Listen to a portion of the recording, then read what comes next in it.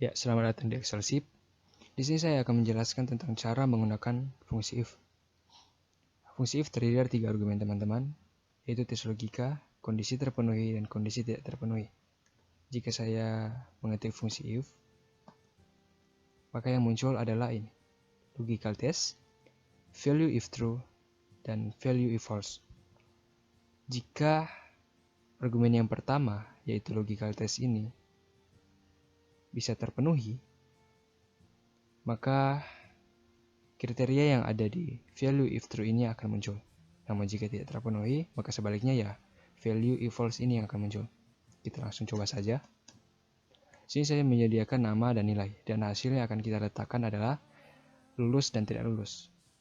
Standar nilai yang akan kita pakai yaitu jika nilainya itu lebih sama dengan 75 ke atas, ya, lebih dari sama dengan 75, maka hasilnya adalah lulus. Namun jika di bawah dari 75, maka hasilnya itu tidak lulus. Tapi juga kita juga harus tahu teman-teman tentang operator dari matematika, ya. Di sini ada sama dengan, tidak sama dengan, lebih dari, kurang dari, lebih dari sama dengan, dan kurang dari sama dengan menggunakan simbol-simbol seperti ini. Ya, kita kembali lagi. Nah, di sini kita akan langsung saja sama dengan if, buka kurung. Logical testnya adalah jika nilai yang ada di C8 lebih dari sama dengan 75. Ya, ini argumen yang pertama, logical testnya. Setiap argumen dipisahkan oleh tanda koma. Tergantung dari pengaturan laptop kalian ya. Biasanya juga dipakai titik koma. Tapi dalam laptop saya, pengaturan saya itu menggunakan koma. Argumen yang pertama itu logical test. Kita sudah tahu sini logikanya. Jika logikanya itu, jika nilai di C8 ini bisa lebih dari sama dengan 75, maka hasilnya kita buat di argumen yang kedua. Kita koma. Yaitu hasilnya itu lulus. Jika terpenuhi, hasilnya itu lulus. Dengan huruf besar. Nah, sekarang argumen yang ketiga, yaitu jika kondisi di logical test ini tidak terpenuhi, maka hasilnya adalah tidak lulus. Teman-teman bisa pergunakan kalimat yang berbeda-beda, tidak apa-apa. Namun fungsinya harus seperti ini. Jika dalam menggunakan fungsi logika, setiap kata itu harus berada di dalam tanda kutip, teman-teman. Kan jika tidak menggunakan tanda kutip, maka fungsi tidak akan jalan. Ya, kita klik enter, maka hasilnya seperti ini, lulus. Karena nilai yang ada di sini, nilai 90 itu lebih dari sama dengan 75. Jika kita tarik ke bawah, nah, maka hasilnya ada dua nama yang tidak lulus.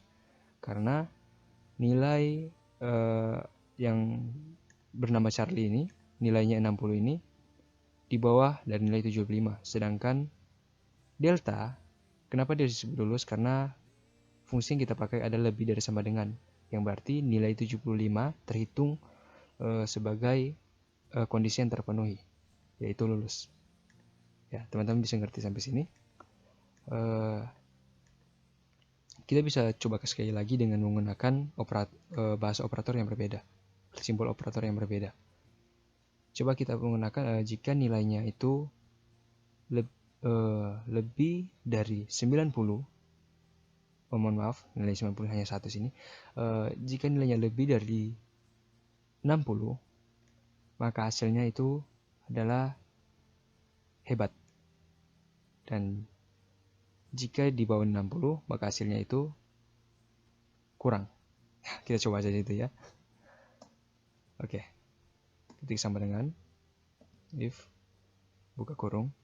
Ya, argumen yang pertama, jika nilai di sel C8 lebih dari 60, maka hasilnya, ya kita harus buka kurung ya.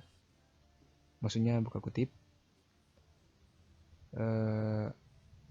hebat. Terserah teman-teman bisa pergunakan apapun.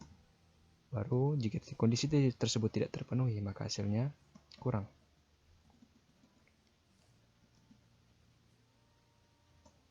Kita tutup kurung, dan hasilnya adalah ini.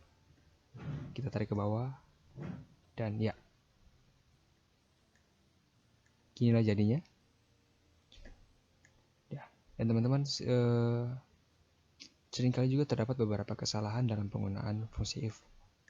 Yang pertama, ya seperti yang saya bilang tadi, ada teks yang tidak menggunakan tanda kutip. Jika tidak menggunakan tanda kutip seperti ini,